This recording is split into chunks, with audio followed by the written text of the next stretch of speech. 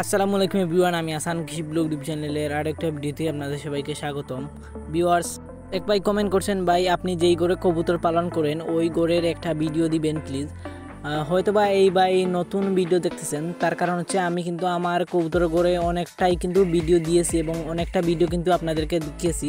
তারপরেও আজকে আবার নতুন করে আপনাদেরকে দেখাচ্ছি। এইখানটায় আমার কূপ আছে হচ্ছে 12টা এবং 4টা করে আমি কিন্তু 3টা ভাগে ভাগ করছি এবং হচ্ছে 3টা ক্যারেট দিয়ে।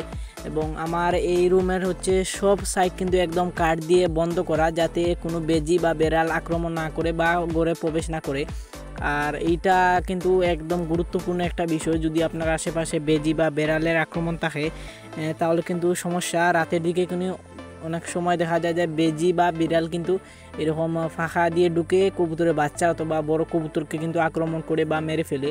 এবং এই কারণে মোটামুটি আমার ঘরের 4 সাইডে কিন্তু এরকম কাঠ দিয়ে একদম বন্ধ করা, যাতে কোনো বেজি বা বিড়াল না ঢুকতে পারে। আর প্রথমে আমি এই কূপে আসছি। এইখানটায় মোটামুটি আমার হচ্ছে 4টা কূপ এবং উপরে হচ্ছে 2 জোড়া এবং নিচে 2 জোড়া কবুতর ছিল, অর্থাৎ কূপের মধ্যে 2 জোড়া কবুতর ছিল এবং উপরের সাইড দিয়ে আমি কাঠ দিয়ে সুন্দরভাবে দিয়ে দিয়েছি। যদিও ওইগুলা কূপ না, তারপর এইখানটায় 2 জোড়া কবুতর ছিল, কিন্তু আমার 1 জোড়া কবুতরের একটা মাদি মারা যায় এবং একটা নরের একটু সমস্যা হয়। এই কারণে আপাতত এইখানটায় 1 জোড়া কবুতর কম আছে। যদিও নতুন কবুতর আনার ইচ্ছা আছে, দেখা যাক পরবর্তীতে কি করা যায়। এবং এইখানটায় মোটামুটি হচ্ছে 3 জোড়া কবুতর আছে। আর এইখানটায় হচ্ছে 4টা কূপ এবং 4টা কূপের মধ্যে হচ্ছে 2 জোড়া কবুতর আছে এবং এক জোড়া কবুতরের জন্য কিন্তু 2টা কূপ বরাদ্দ আছে। এবং এই পাশেও কিন্তু এরকম 2 জোড়া কবুতর আছে এবং 4টা কূপ নিয়ে কিন্তু 2 জোড়া কবুতর আমি এইখানটাও দিয়েছি। এরকম 2টা করে কূপ দেওয়া কিন্তু ভালো, যাতে একটা কবুতর বাচ্চা দেওয়ার পর আবার অন্য কূপের মধ্যে যদি ডিম দেয় তাহলে কিন্তু অনেক সুবিধা হয়। আর এই পাশে কিন্তু এখানটা 3টা ক্যারেট আছে এবং 3টা ক্যারেটের মধ্যে হচ্ছে 2 জোড়া কবুতর আছে। সব মিলিয়ে আমার ঘরে হচ্ছে মোটামুটি 9 জোড়া কবুতর আছে। এবং আমি চাইলে আরও কবুতর বাড়াতে পারতাম, যদিও আমি ওইটা করতেছি না, কারণ যেহেতু আমি কবুতর শখের বসে লালন পালন করতেছি, খামারের উদ্দেশ্যে না। আর যদি আমি পরবর্তীতে কবুতর নিয়ে খামার তৈরি করি তাহলে কিন্তু আমার প্ল্যানিং আছে যে অনেক বড় আকারে কিন্তু কবুতর লালন পালন করার একটা ইচ্ছা আছে। দেখা যাক পরবর্তীতে কি হয়। আর যেহেতু এখন আমি শখের বসে লালন পালন করতেছি, এই কারণে আমি কবুতরের বাচ্চা আর রাখতেছি না। বাচ্চাগুলো কিন্তু আমি বিক্রি করে ওদের জন্য কিন্তু খাবার কিনে আনছি।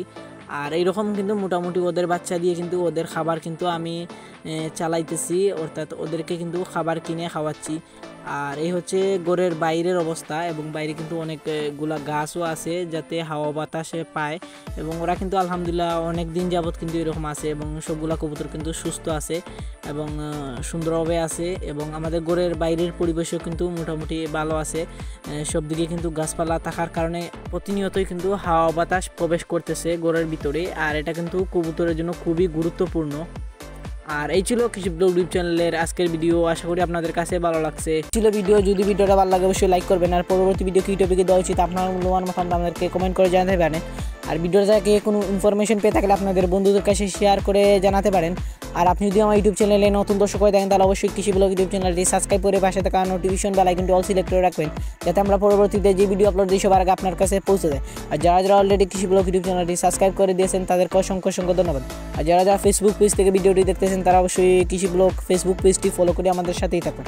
আজ এ পর্যন্ত দেখা হবে অন্য কোনো দিন অন্য কোনো ভিডিও। ততক্ষণ পর্যন্ত সবাই সুস্থ থাকবেন, ভালো থাকবেন। আজকে বিদায় নিচ্ছি, আল্লাহ হাফিজ। Thanks for watching.